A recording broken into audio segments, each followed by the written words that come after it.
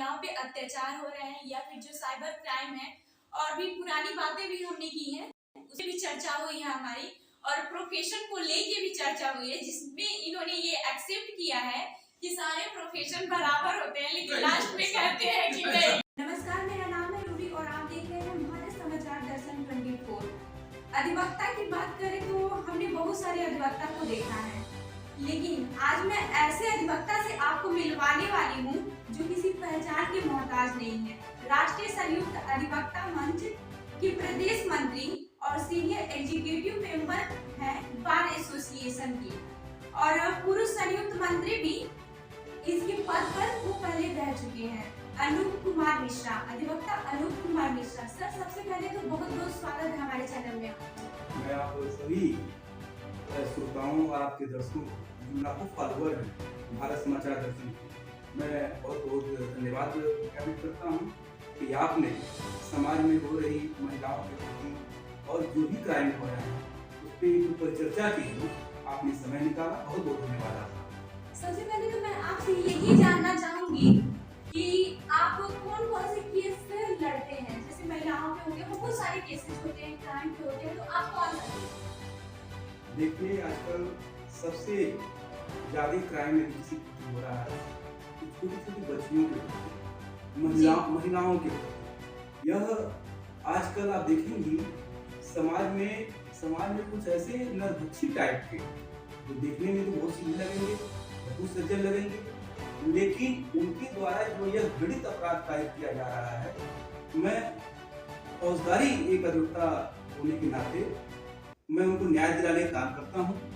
और दूसरी सबसे बड़ी चीज, महिलाएं जो प्रताड़ित हो रही हैं, परिवार न्यायालय में जो उनके मुकदमे हैं, उनको न्याय दिलाने का भी काम करता हूँ। और सबसे बड़ी बात यह है कि आजकल आप देखेंगे कि जो साइबर क्राइम हो रहे हैं, मैं साइबर क्राइम का भी केस देखता हूँ, और जहाँ भी इस तरह के मामले आते हैं जो हम लोग से कंसल्ट करता है, हम लोग उसकी कानूनी मदद। सबसे पहले तो आप ये बताइए, जो महिलाओं पे अपराध हो रहा है उन पे आपका क्या कहना है, और इसकी रोकथाम की क्या प्रावधान है हमारे कॉन्स्टिट्यूशन में, वो भी चीजें हमें बताइए। सबसे पहले देखिए, जो बच्चियों को देता है, बच्चियां स्कूल जाती हैं, वह स्कूल में तो सुरक्षित नहीं है। इसीलिए आप देखेंगे कि आजकल जो प्रशासन, पुलिस प्रशासन भी आजकल स्कूलों में भी एक कैंप करवाने की बात हो रही है। एक कैंप हो कि गुड टच और बैड टच के बारे में बच्चों को बताया जाए। लेकिन मैं आप पे यही बात रोकती हूँ, और ये मैं जानना चाहती हूँ कि इस समय योगी सरकार है जहाँ पे ये कह रहे हैं लोग कि भ्रष्टाचार मुक्त भारत होने वाला है, तो इस पे आपका क्या कहना है? अगर भ्रष्टाचार मुक्त है तो ये अपराध क्यों हो रहे हैं? देखिए, ये सिर्फ कानून है, क्राइम कर रहा है, दिन प्रतिदिन आप देखेंगे बढ़ता चला जा रहा है। पहले से ज्यादा हो गए हैं। आज के डेट में अपराध बहुत ज्यादा हो गए हैं। जहाँ तक आप बात की भ्रष्टाचार की, तो भ्रष्टाचार की, तो इस पे आप सरकार के लिए क्या कहना चाहेंगे कि सरकार कह रही है कि ये क्राइम कम हो रहा है, तो इस पे आप क्या कहेंगे? देखिए, एक सामाजिक, कई विभिन्न सामाजिक संगठनों से हम जुड़े हुए हैं, और एक मन में एक समाज सेवा की भावना है, हमको न्याय दिलाने की बात। तो अक्सर अपने पत्र के माध्यम से, अपने संगठन के माध्यम से हम लोग सरकार को एक पत्र लिखते हैं कि कड़ा से कड़ा कानूनी न बनाया जाए, उसको जमीनी स्तर पे दिखाई दे कि वास्तव में बच्चियों के प्रति अपराध है, महिलाओं के प्रति अपराध है, वृद्धों के प्रति अपराध है। ये सारी चीजें जीरो टॉलरेंस पे है। कानून का राज जो हमने महसूस किया, देखा, बिल्कुल आज की स्थिति में समझ जाइए कानून का राज ढकी नहीं गया है। जी, आप अब ये बताइए कि जो महिलाओं पे अत्याचार हो रहे हैं, अपराध हो रहे हैं, क्योंकि मैंने आपकी बात रोक दी थी, तो इस पे आप गौर करिए। ये देखिए, बच्चियों के प्रति जो क्राइम हो रहे हैं, उसके लिए पास्को एक्ट बना हुआ है। पास्को एक्ट में देखेंगे जो जघन्य अपराध है, जैसे सेक्शन 354, सेक्शन 376 है आईपीसी, तो तमाम इसमें अमेंडमेंट किए गए हैं।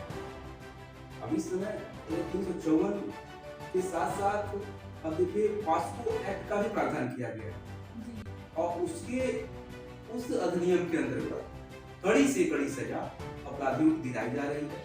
अब हम लोग एक न्याय के प्रहरी होने के नाते, न्याय के संवाहक होने के नाते, हम लोग कानूनी स्तर पर मदद करके इन खूंखार अपराधियों को, जो जिनको दरिंदे भी कहा जाए तो कम नहीं है, इनको सजा दिलाने का काम करते हैं और कर रहे हैं। ये बताइए, इसको रोकने के लिए और कौन-कौन से उपाय किए जा सकते हैं? देखिए, इस क्राइम को रोकने के लिए बस बाकी तो कानूनी स्तर से हम लोग मदद कर रहे हैं। और जैसे कोई भी क्राइम होता है तो तमाम लोग उसमें परिस्थितियां ऐसी होती हैं कि जैसे दूसरे को समझाने के लिए समझाते हैं, 112 नंबर जो है कंट्रोल रूम, उसको फोन नहीं कर पाते हैं।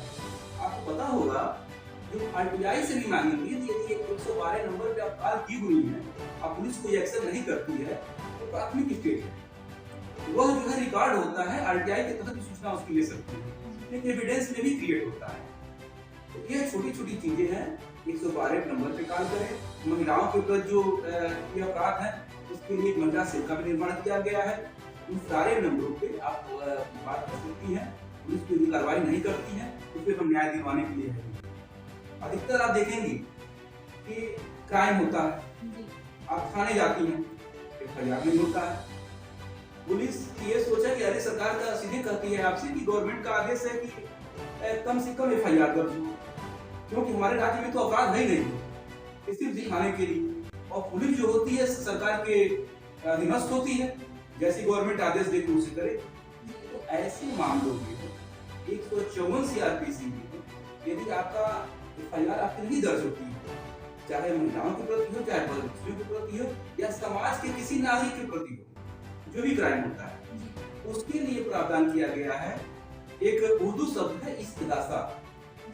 तो हम लोग क्या करते हैं, कंप्लेंट यदि पीड़ित है और उसकी एफआईआर नहीं दर्ज की गई और न ही कोई अपराधी पे कार्रवाई हुई, 154 सीआरपीसी में एफआईआर नहीं दर्ज होता है तो सीआरपीसी दंड प्रक्रिया संहिता उसमें 156(3) 156(3) है, उसमें जो पीड़ित होती है उसकी बातों को एक एफिडेविट के माध्यम से हम कोर्ट में देते हैं। और कोर्ट थाने से, अब देखिए यहाँ पर भी कोर्ट को तो विवेकाधिकार प्राप्त है, वो चाहे यदि हम कोर्ट में गए हैं उसको हम हमारी बातों को सुन के ऑर्डर कर सकते हैं। लेकिन न्यायालय में भी देखिए क्या विसंगतियां कुछ है, इसमें भी है। थाने से रिपोर्ट आने के नाम पे हमने फाइल कर दिया, क्राइम हुआ, हीनियस क्राइम हुआ, और उसको तुरंत उसकी रिपोर्ट दर्ज होनी चाहिए। न्यायालय पे मैं जरूरी नहीं उठा रहा हूँ, न्याय में कहा गया है ना कि न्याय में देर है लेकिन अंधेर नहीं। और ऐसे न्याय निर्णय से क्या फायदा जो देर से मिला है। न्याय होता है, इस पे आपका क्या कहना है? वही है कानून में बता तो था न्याय निर्णय मिलना ही पर्याप्त नहीं है। न्याय जो निर्णय जो होता है, जजमेंट, वो मिलना ही पर्याप्त नहीं है। न्याय होते हुए दिखना चाहिए, लेकिन न्याय हो रहा है। तो हाँ, मैं बता रहा था उसी पे, तो अभी प्रत्येक की बात कर रहे थे।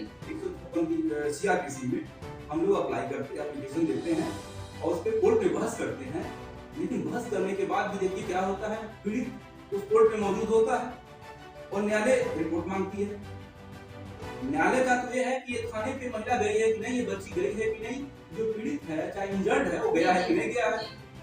अब उस थाने से आख्या आने के नाम पे कई महीनों लग जा रहे हैं।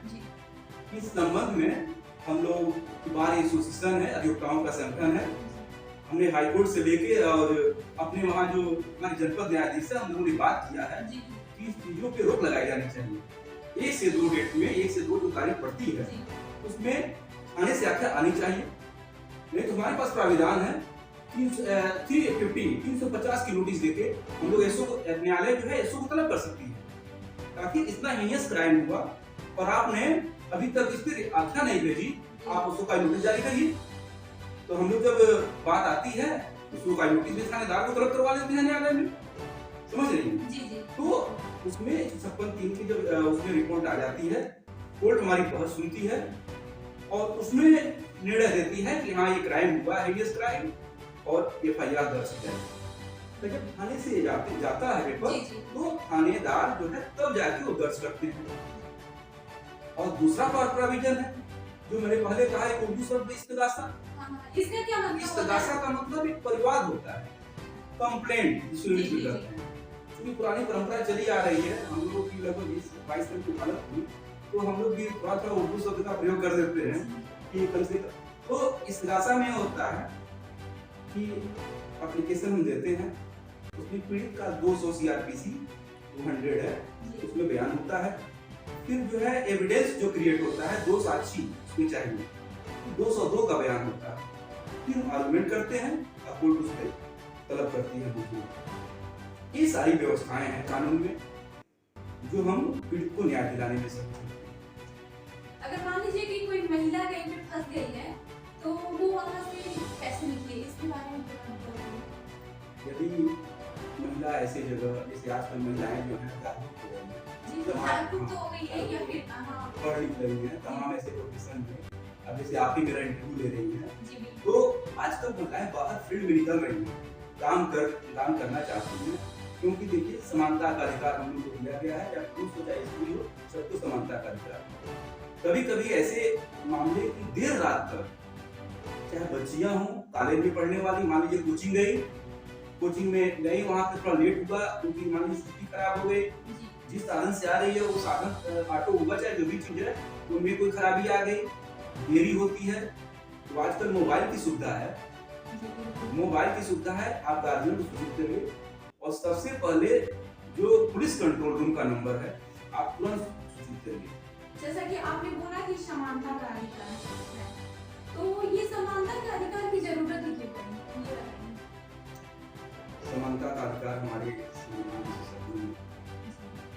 जब संविधान बना तो कई देशों का संविधान था। पहले ये भी होता था कि महिलाएं क्या है कि अगर पिछले हम देखें तो थोड़ा सा इंसान की इतिहास देखें तो क्या है कि सती प्रथा थी, महिलाएं घर से बाहर नहीं निकल सकती थी, तो वो तो शिक्षा के लिए सावित्रीबाई फुले जो आगे आए बढ़ी, तो इस पे आप थोड़ा गौर करिए कि समानता के अधिकार के समानता का अधिकार क्यों दिया गया। आपने जो प्रश्न उठाया कि उसमें सती प्रथा थी, तमाम ऐसी कुरीतियां थी, कई शादियां करने का प्रावधान था, और उसके बाद इसमें हमारे तमाम कई समाज सुधारकों ने जो है सामने आए और उस कुरीतियों को दूर करने का प्रयास किया। राजा राम मोहन राय थे, एक लोग विवेकानंद जी हुए, उन्होंने समाज को एक मैसेज दिया युवाओं को, विशेषकर यूथ वर्ग को, कि अपने लक्ष्य के प्रति जो है आप ध्यान दें और एक समाज में अपनी पहचान बनाएं। तो कुछ कुरीतियां तो हमारे जो महापुरुष हमारे हुए, मदन मोहन मालवीय जी हैं, उन्होंने तमाम ऐसे लोग हैं उन्होंने दूर करने का प्रयास किया। उसके बाद आप देखेंगे कि अंग्रेजों का राज हो गया, अंग्रेज यहाँ के लोगों को गुलाम बना के रखते थे, और जो उन्होंने IPC और CRPC देखिए अंग्रेजों के समय का ही है, बहुत पुरानी जो समय। अब उस समय क्या था, अब आज भी बात हम लोग अभी राष्ट्रपति महोदय को हम लोग भेजने वाले हैं, अभी संगठन पर चर्चा हुई है, बार एडिशन में चर्चा हुई है कि जो यह पुलिस रेगुलेशन एक्ट है, पुलिस रेगुलेशन एक्ट जो बना अंग्रेजों द्वारा, और उस CRPC में कुछ और प्रावधान किए गए। अब देखिए पुलिस रेगुलेशन एक्ट और CRPC ये दोनों एक दूसरे की कड़ी है। पुलिस रेगुलेशन एक्ट में व्यवस्था की गई कि यदि पुलिस कह दिया कि आप उठो तो आप उठना है, और नहीं आप उठे तो वह लाठियों से पीटते थे, तमाम यातनाएं देते थे, कोड़ों की सजा थी उस समय। लेकिन आप जो है ये नहीं कर सकती थी कि मैंने अपराध नहीं किया है, बिना अपराध के ये सजा क्यों दे रहे हो, इतना आपका करना था। चाहे आप अपने बचाव में, डिफेंस में, अपने डिफेंस में यदि कुछ आप एक्शन ली तो देखिए उसमें दिया गया है उसके ऊपर भी जो पीड़ित है, जो कोई अपराध नहीं किया है, जो बिल्कुल अपराधी, उसको पुलिस पीटती थी और वह नहीं कर सकता था नहीं मैंने ऐसा नहीं किया, और अपना बचाव तक नहीं कर पा। अब उसमें व्यवस्था थी कि बचाव करेंगे, यदि कॉलर पकड़ लिए तो एक और क्राइम उनके खिलाफ लिख जाएगा। तो इन सब चीजों की पहल होनी चाहिए। जो अंग्रेजों के समय के तमाम ऐसे अधिनियम ऐसे हैं जो महत्वहीन हैं, जिनका समाज में आज के डेट में कोई प्रावधान, अब देखिए 2-2 रुपए 5-5 रुपए तक का अर्थदंड का प्रावधान था। अब उस समय सोच सकती थी 1872 में 5 रुपए का क्या महत्व होता था। अब आज के डेट में 5 रुपए क्या महत्व है, यह देख सकती हैं। ये बताइए जो आज का साइबर क्राइम हो रहा है, इसकी आपका क्या कहना है?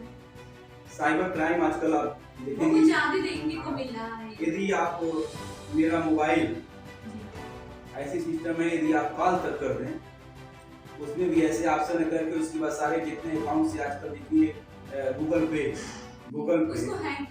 पे, पेटीएम, ये सारी व्यवस्था है, आपके अकाउंट में सारे पैसे हैं। अभी पिछले कुछ वर्ष पहले हमारे वहाँ जज साहब थे, उनका पैसा लगभग 1.5 से 2 लाख रुपया जो है साइबर अपराधियों ने ये गायब कर दिया। क्या नाम था उनका? अब नाम लेना उचित नहीं है, ये बात न्यायालय की है, लेकिन कहने का मतलब ये है कि मैंने क्यों करा।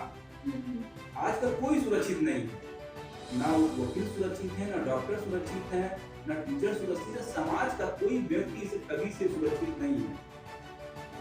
कारण ये है कि आप देखेंगे कि आजकल मोबाइल पे ऐसे ऐप हैं कि जो आप ऐप लोड करिए आपके अकाउंट में इतना पैसा पहुंच जाएगा। आजकल कोई कुछ करना नहीं चाहता है, सबको ये बैठे बैठे एक हैंडसम अमाउंट हमारे अकाउंट में क्रिएट हो जाए। इस लालच में सुनिए जा कैसे ठगी करते हैं। वो ऐप भेजते हैं और कहते हैं कि अब ये लोड करिए, उस पे ये ऐप है मेरा और इस पे ओटीपी जाएगी। अब जहां ओटीपी गई, ओटीपी आपने बता दिया कि फला नंबर है, वो तुरंत आपके अकाउंट से। ऐसा भी तो होता है कि हम कोई ऐप डाउनलोड करते हैं तो उसको अलाउ करने के लिए देता है, ऑप्शन देता है इसको आपको छोड़ना है, देना है या फिर अलाउ करना है। तो आपके ऊपर है, डिपेंड करता है कि आप उसको एग्री करते हैं या फिर नहीं। उसमें हां सही बात है। तो ऐसे मामलों के लिए साइबर थाने बने थे ना, गोरखपुर में भी, गोरखपुर जिले में भी साइबर थाना। आप ये बता दीजिए कि कहां पे साइबर थाना देखिए गोरखपुर कैंट में है, कैंट थाने को जो जुडिशन दिया गया है।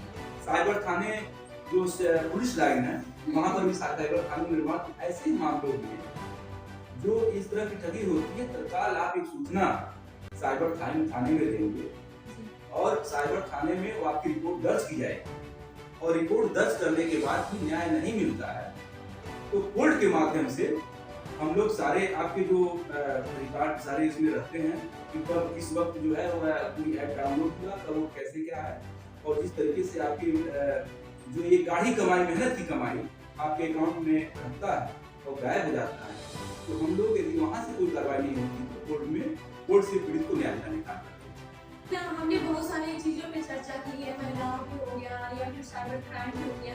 अब थोड़ा सा आप भी करते हैं कि आपने कौन कौन सी केस देखी है और अभी तक कितने केस आप सुलझा चुके हैं?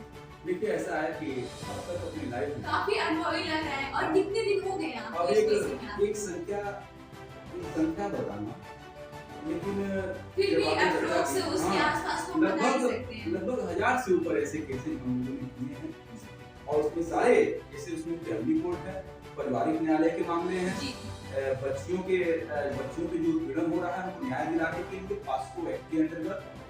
और उसमें सबसे बड़ी चीज जो है ये साइबर क्राइम के जो अपराधी हैं इनको दंडित करवाने के लिए हम लोगों ने काम किया है।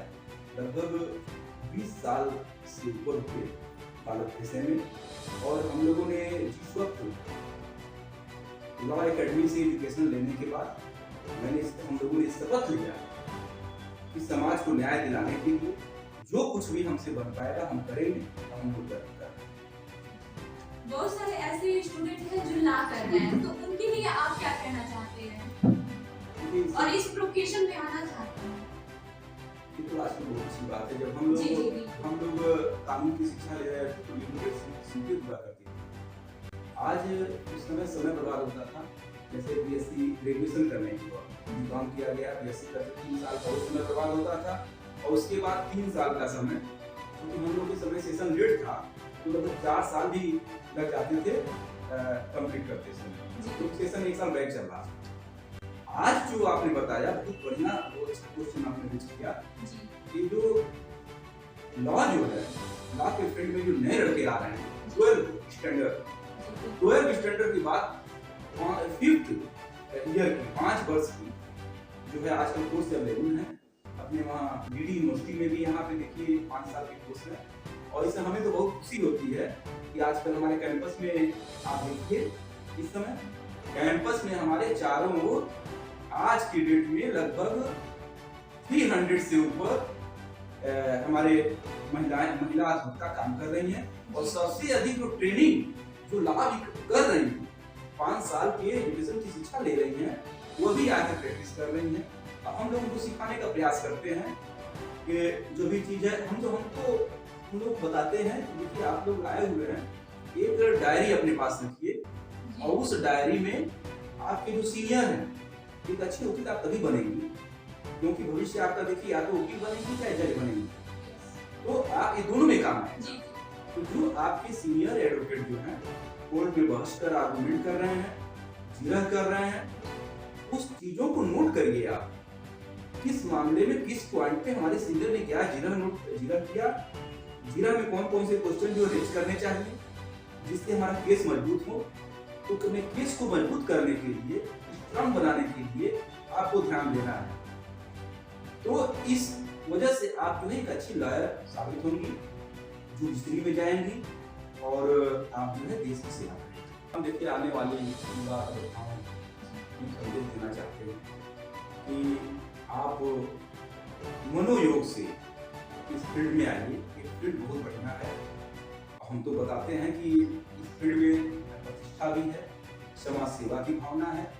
इस तरह की कोई प्रोफेशन इस तरह का नहीं मिलेगा कि जिसमें समाज सेवा भी आप कर सकते हैं। अपने प्रोफेशन की तो सब तारीफ करते हैं। वो तो वही है, सबसे ये तो है कि और उसके बाद आपको चांसेस कम है। हमसे देखिए एक बार ऐसी बात होने लगी तो हमसे डॉक्टर साहब थे, तो उन्होंने पूछा पत्रकार भी थे, डॉक्टर भी थे और सारे प्रोफेशनल इंजीनियर सब आते हैं, एक चर्चा चल रही थी तो उसमें बातें आई। ये हुआ कि वही वकील साहब आप लोग अपने नाम के बाद एडवोकेट क्यों लिखते हैं? मैंने उनका ये था कि नाम के बाद एडवोकेट, क्योंकि हम लोग डॉक्टर हैं, इंजीनियर हैं, तो हम लोग लिखते हैं डॉक्टर और समथिंग जो भी नाम है, इंजीनियर समथिंग जो भी नाम है, तो हम लोग जो प्रोफेशनल है इस तरीके से। लेकिन आप लोग जो नाम के बाद, तो हमने बताया कि देखिए जो हमारे यूथ इस प्रोफेशन में आ रहे हैं उनके लिए ब्रॉड चांस है। आप ये एडवोकेट इसलिए लिखा जाता है बाद में कि आप जो है अच्छी एक एडवोकेट भी बन सकते हैं, आप जस्टिस भी बन सकते हैं, तो दोनों चांस है। इसलिए आपके कहने का क्या मतलब है कि अगर प्रोफेशन में जाएंगे तो हम उसमें कोई चांसेस नहीं है। क्यों नहीं है? उसमें नहीं, डॉक्टर है तो आप डॉक्टर ही रहेंगे। डॉक्टर में भी तो होते हैं, नर्स होते हैं, फिर उसके डॉक्टर में भी कई जैसे उसमें भी तो कई स्टेज डॉक्टर में भी ऑर्थोपेडिक सर्जन है, तो केवल एडवोकेसी में भी हमारे हैं। जैसे हम लोग क्रिमिनल के स्पेशलिस्ट हैं, कोई सिविल का स्पेशलिस्ट होगा, तो हर एक तो आप अपने प्रोफेशन को ऊपर कैसे रख सकते हैं? इसमें चांसेस बहुत ज्यादा हैं इस प्रोफेशन में। आप डॉक्टर यदि बन गए, डॉक्टर यदि बन गए तो आप डॉक्टर के अधिक से अधिक सर्जन बन जाएंगे, लेकिन आप कहलाएंगे डॉक्टर ही। लेकिन हमारे प्रोफेशन में यदि डीपली अध्ययन हो और डीपली जो है बच्चे आने वाले जो हमारे युवा अभियंता साथी हैं जो इस समय लॉ भी कर रहे हैं, तो वह एडवोकेट के साथ साथ एक जस्टिस भी बन सकते हैं, हाई कोर्ट जा सकते हैं, सुप्रीम कोर्ट जा सकते हैं। तो मैं लास्ट में तो जज भी बनेंगे। जैसे हर एक प्रोफेशन में एक स्टेज होता है कि इसमें डॉक्टर बन गए हैं, इसमें क्या है इंजीनियर बन गए हैं, तो इसमें भी तो जज बनेंगे, अधिवक्ता बनेंगे। और प्रोफेशन में आप समाज सेवा नहीं कर पाएंगे। अच्छा, डॉक्टर बन जाएंगी तो डॉक्टर में समाज सेवा नहीं है? नहीं, उसमें समाज सेवा नहीं है। अच्छा ये बताइए, डॉक्टर को भगवान के समान माना जाता है, वो किसी इंसान को क्या है कि फिर से जीवित कर सकता है, ऐसा माना जाता है।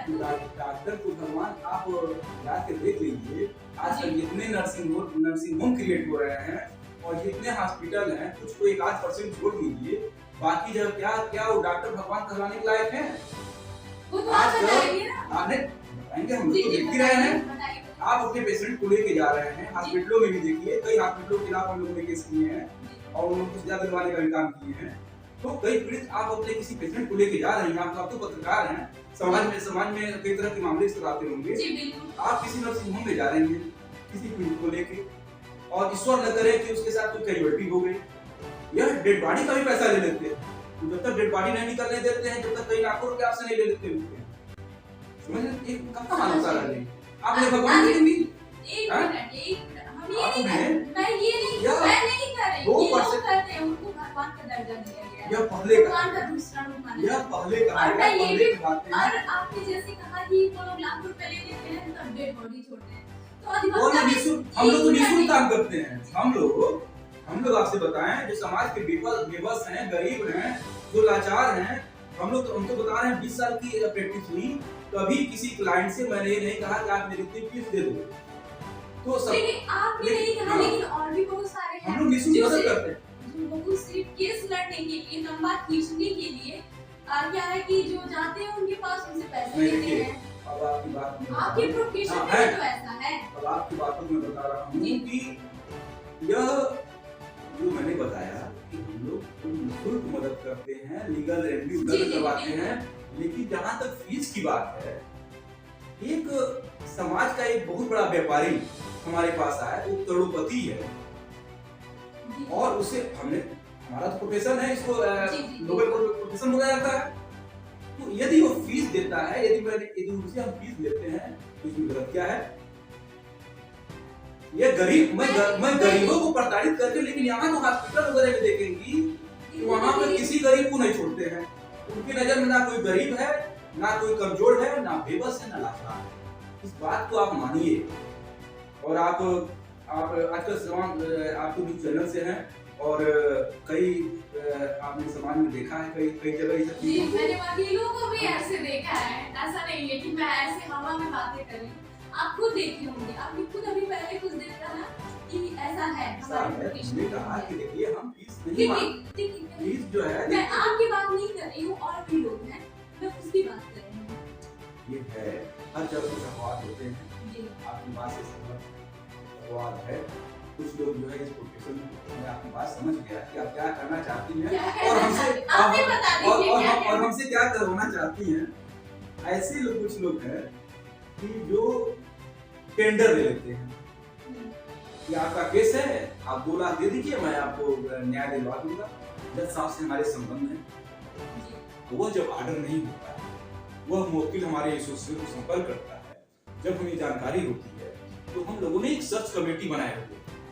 तो सर्च कमेटी के माध्यम से इस तरह के जो मामले आते हैं, तो हम लोग अपने बार एसोसिएशन में इसकी चर्चा करते हैं, और एक पत्र के माध्यम से अपने bar council of Uttar Pradesh, bar council of India को हम लोग सूचना देते हैं कि ऐसे लोगों के प्रति भी कार्रवाई होनी चाहिए, क्योंकि हमारा ये प्रोफेशन जो है नोबेल प्रोफेशन है, और इसमें इस तरह की बातें नहीं होनी चाहिए।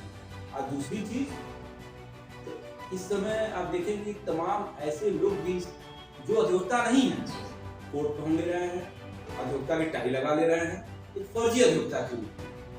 अभी हाल ही में एक मूवी आई थी, तो आप देखी होंगी, इसी पे एक बनाया गया था कि उसमें इस तरह के मामले की वो अधिवक्ता नहीं है, ना लॉ किए हुए हैं, ना कहीं से कानून की डिग्री लिए हैं, और वह इस प्रोफेशन में आके और यह गंदगी फैलाए हुए हैं, और लोगों को समाज लोगों को टारगेट बना रहे हैं कि आप दीजिए मैं आपका काम करवा दे रहा हूँ। ऐसे लोगों को भी हम लोग चिन्हित कर रहे हैं कि उनको चिन्हित करके और उनको सजा दिलाया जाए, और उनके प्रति भी कार्रवाई की जाए, FIR करवाया जाए, और जिससे ये कम से कम ये गंदगी जो है समाज में जो है ये थोड़ी कम हो, या बिल्कुल तरीके से आप लास्ट में ये मान ही गए कि सारे प्रोफेशन बराबर होते हैं। नहीं क्यों? बराबर नहीं, कुछ अपवाद जो है जैसे देखिए अपवाद तो सब में है, देखिए अपवाद तो सब में हमारे आपने ये भी एक्सेप्ट किया कि आप में भी आपके प्रोफेशन में मैं आपकी बातों से सहमत हूं। 0.5% कुछ हमारे में भी कमियां हैं। तो आपने देखा कि ये थे अनूप मिश्रा जी अधिवक्ता, और हमारी बहुत सारी बातें हुई हैं, जैसे महिलाओं पे बातें हुई हैं, आजकल जो महिलाओं पे अत्याचार हो रहे हैं, या फिर जो साइबर क्राइम है, और भी पुरानी बातें भी हमने की हैं, उस पर भी चर्चा हुई है हमारी। और प्रोफेशन को लेके भी चर्चा हुई है, जिसमें इन्होंने ये एक्सेप्ट किया है कि सारे प्रोफेशन बराबर होते हैं, लेकिन लास्ट में कहते हैं कि नहीं, एक्सेप्ट करके भी कहते हैं कि नहीं। लेकिन आपको ये हमारा बातचीत कन्वर्सेशन कैसा लगा, ये हमें कमेंट करके जरूर बताइएगा। धन्यवाद जो मेरे हमारे साथ